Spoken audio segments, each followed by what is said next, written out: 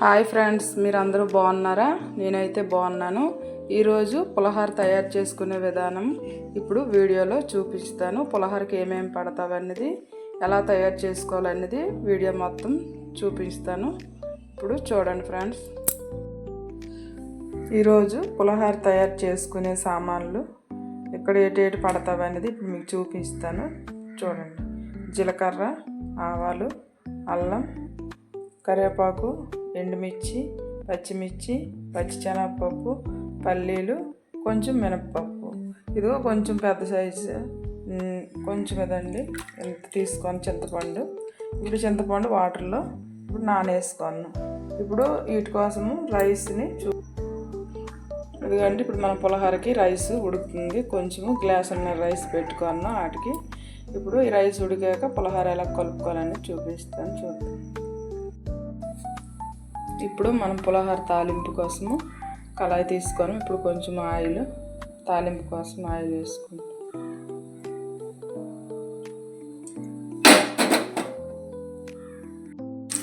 ఇప్పుడు ఆయిల్ వేసుకున్నాం కదా, ఆయిల్లోనే పచ్చిమిర్చి,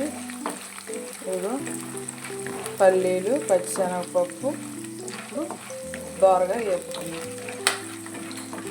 బాగా వేగే వరకు ఇదిగో ఇప్పుడు మనం చూపించినవన్నీ అందులో బాగా ఫ్రై చేసుకుందాం. ఇదిగో ఇప్పుడు ఇంకా ఎండుమిర్చి, కరివేపాకు, మినప్పప్పు, జీలకర్ర, ఆవాలు అన్నీ వేస్తాము. ఇదిగో ఇప్పుడు బాగా పల్లీలన్నీ బాగా వేగుకున్నవి. ఇప్పుడు మనము ఆఫ్ చేసుకొని ఇప్పుడు పులిహోరకి పుల్లని మరగేసుకుందాం.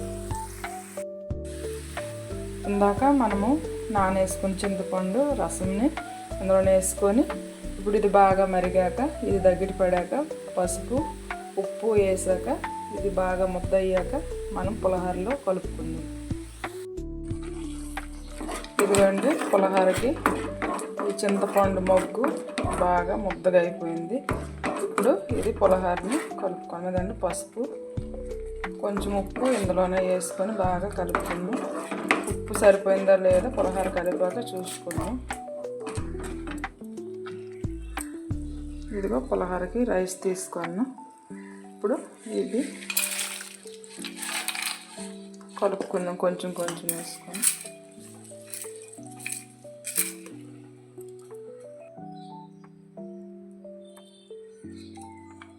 ఇప్పుడు ఈ పుల్ల బాగా కలిసే వరకు కలుపుకుందాం. పోపు వేరాగా తాలింపు వేసుకుంటే పలుకులు అనేవి, ఈ పల్లి పలుకులు కరకరలు ఆడుతామండి మన పులిహోర తినేటప్పుడు. ఇది బాగా కలుపుకుందాం. ఇదిగో ఇప్పుడు మన పులిహోర రెడీ అయిపోయింది.